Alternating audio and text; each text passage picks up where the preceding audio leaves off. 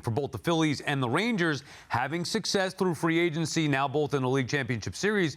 Andy, can the Mets and Yankees learn from this? No, and they shouldn't try. And I really hope for their sake that they don't. See, for me, the Phillies, I understand they're winning, and I understand they've got a really cool thing going on. They got a whole vibe thing, but this is not the way to build a roster. They're getting hot at the right times, all the credit to them, but over the long run, you want athleticism, you want versatility, you want defense. They put together a bat-first roster. And again, I cannot argue with the results, but if you're going to put together a team that way, like everything I hear about David Stearns, for example, and his philosophy of roster building is he really values outfield defense, for example, and athleticism. Billy Epler, one of the reasons that he had the right idea about third base and maybe Brett Beatty not being a fit there is because the defense just wasn't there. We've talked about third base defense before. I don't like the way the Phillies went just bat, and the way they signed these guys.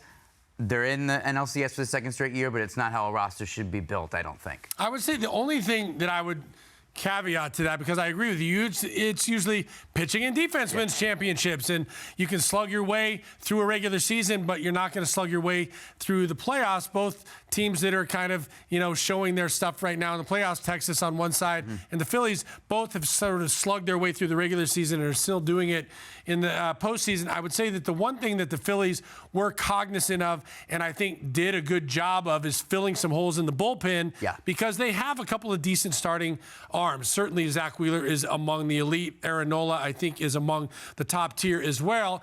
But they were having a lot of trouble getting to the back end of the bullpen or having a back end closer. Now with Kimbrel there and with Alvarado to set him up, who's nasty, I think they've shortened the game a little bit and given themselves more of an opportunity to use the offense, and then that back end of the bullpen can hold them down. I'm glad you said that. Sorry, Sal. But Dombrowski's, the knock on him had always been in Detroit, great teams, you don't have the bullpen. So he has made that adjustment. So when I'm talking about not wanting to build a roster where the Phillies did, I'm not talking about, you're right, they did that well. I'm just talking about they have not focused enough on defense and athleticism, and I think over the long haul, that'll catch up. Yeah, and I wish that the Mets or whoever else would not focus enough on defense and get to the World Series basically 2 years in a row. So I know what you're saying. It is look, the Phillies have built a complete team here. They've done a lot of it through free agency. And yeah, okay, well, Kyle Schwarber doesn't have a position. Guess what? He's a DH. The Mets got Daniel Vogelbach. The Phillies got Kyle Schwarber. Bryce Harper is a dog. That is a guy you want up in the postseason. He's proven that. Castellanos, all we heard was can't play defense, can't play defense.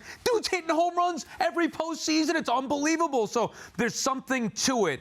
The guys that they brought in and the Mets and Yankees just don't have those teams right now.